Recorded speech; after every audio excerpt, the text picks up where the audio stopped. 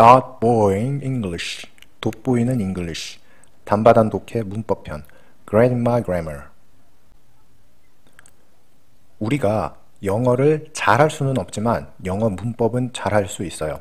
영어권 원어민들이 어릴 때부터 에세이를 많이 쓰기 때문에 문법에 맞춰 글을 쓰는 훈련이 잘 돼 있지만 문법에 맞지 않는 문장이 왜 어떻게 틀렸는지 설명할 줄은 모릅니다. 그런 관점에서 보면 우리가 원어민보다 영어를 더 잘한다고 말할 수 있겠죠. 영문법 공부를 열심히 잘한다면 말이죠. 영어 문법을 공부할 때 가장 기초가 되고 가장 기본적인 가장 중요한 것이 바로 단어입니다. 몇 번을 강조해도 항상 부족한 것이 바로 단어 공부예요. 단어를 외우기만 하는 게 아니라 단어를 연구하고 공부해야 합니다. 단어의 뜻은 뜻대로 외우고 그 다음 단어를 공부해야 하는데 가장 먼저 공부해야 할 것이 바로 품사입니다. 단어의 종류를 품사라고 하죠. 동사, 대명사, 명사, 형용사, 부사, 전치사, 접속사, 감탄사 이렇게 영어에는 8가지의 품사가 있습니다.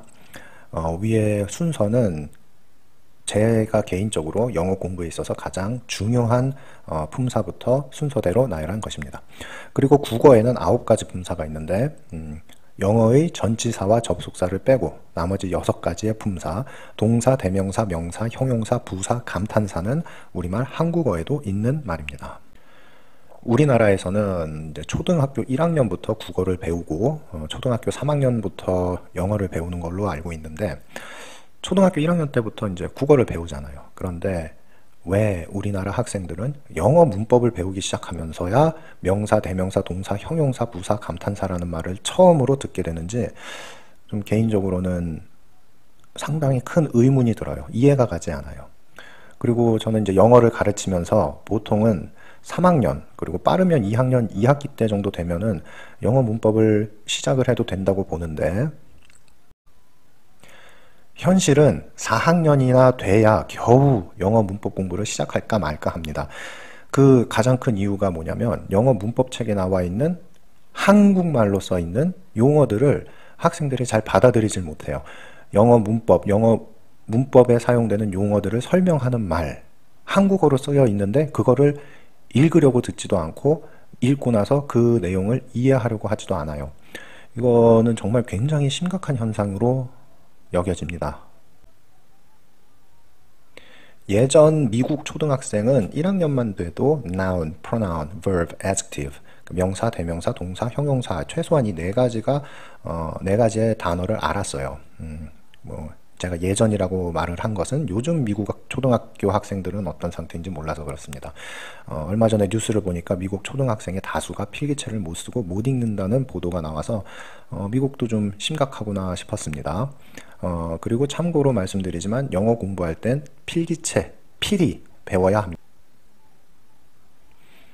필기체를 필히 배우고 익혀야 하는 이유는 다른 영상에서 한번 다룰 예정입니다만 필기체 꼭 배워야 하고 가르쳐야 합니다.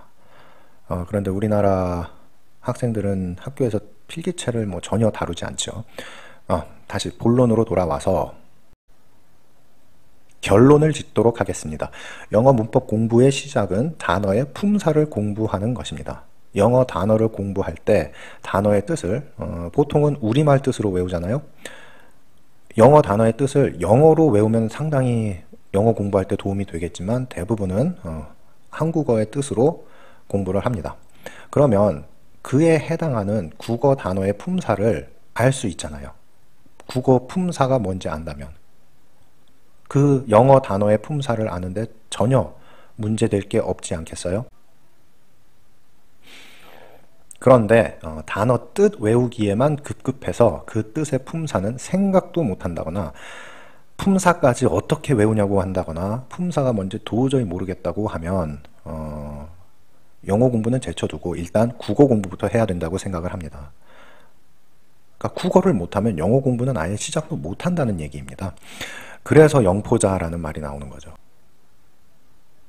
영포자의 실체는 제가 볼 때 어릴 때 초등학교 때 국어 교육을 제대로 못 받은 학생이 영포자가 되는 것 같아요.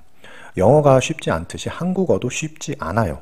한국어를 쉽게 생각하는 마음부터 버리고 국어 공부를 열심히 하지 않으면 영어 공부는 당연히 더 어려울 수밖에 없습니다.